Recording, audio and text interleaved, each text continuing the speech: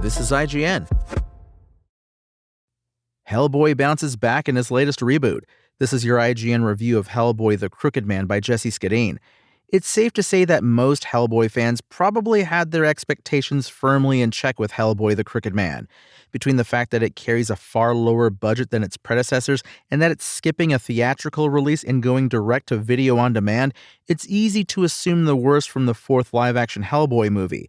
That's what makes this reboot/prequel such a welcome surprise.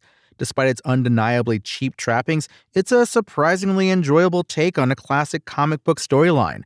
Directed by Brian Taylor of Ghost Rider's Spirit of Vengeance fame, The Crooked Man has the distinction of being the most faithful Hellboy movie to date, the two animated films from the mid-aughts aside. It's a direct adaptation of Mike Mignola and Richard Corbin's 2008 miniseries of the same name, in which Hellboy, played by Jack Casey, is drawn into the Appalachian backcountry in search of the titular demonic foe, played by Martin Bassendale, in 1959. In fact, Mignola scripted the film alongside his frequent writing partner Christopher Golden and the director. The result is a fairly close translation of the comic, albeit one that embellishes the source material a bit in order to pad out the 99-minute running time and give Hellboy himself a more clearly defined character arc. For the most part, these changes work to the film's benefit. The Crooked Man comic is a bit too Spartan a tale to make a proper feature, so the added allusions to Hellboy's origins and dark nature help put some meat on its bones. The same goes for the addition of Bobby Jo Song, played by Adeline Rudolph, a new creation of Mignola, Golden, and Taylor's screenplay. Jo's tense dynamic with her fellow Bureau of Paranormal Research and Defense agent Hellboy is a lot of fun, even if in some ways Rudolph's appearance and performance feel a bit anachronistic. From the way her hair is styled to her distinctly modern-sounding dialogue, Jo looks and sounds like the product of a more contemporary era. As the saying goes, hers is a face that has definitely seen an iPhone. Casey, for his part, delivers exactly what you'd want out of a comics-accurate Hellboy. He's stoic and brooding, with just enough of a tender side to remind us of the character's tragic nature.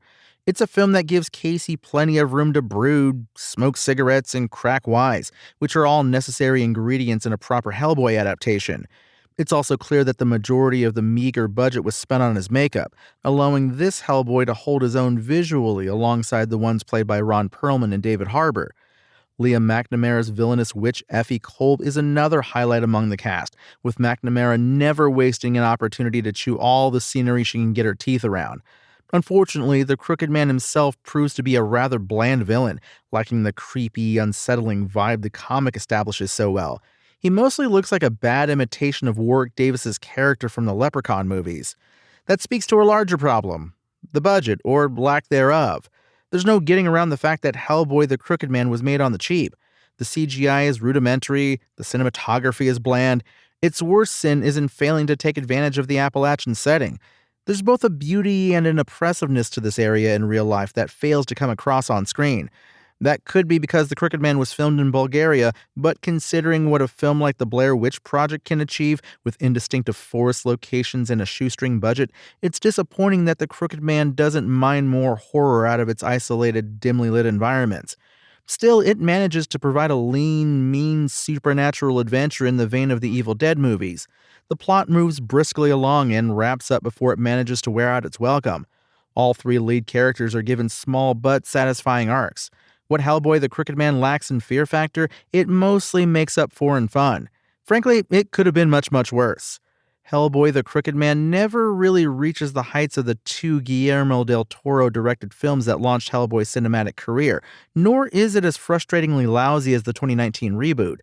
This third attempt at a live-action Hellboy franchise falls comfortably in the middle.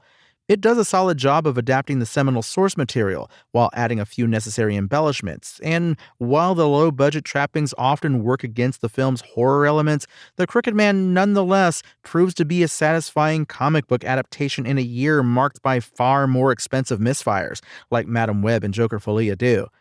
Hellboy the Crooked Man's IGN score? 6. Thanks for listening to IGN. My name is Tony Jackson, and for the latest Hellboy updates, visit us at IGN.com. Spoken Layer.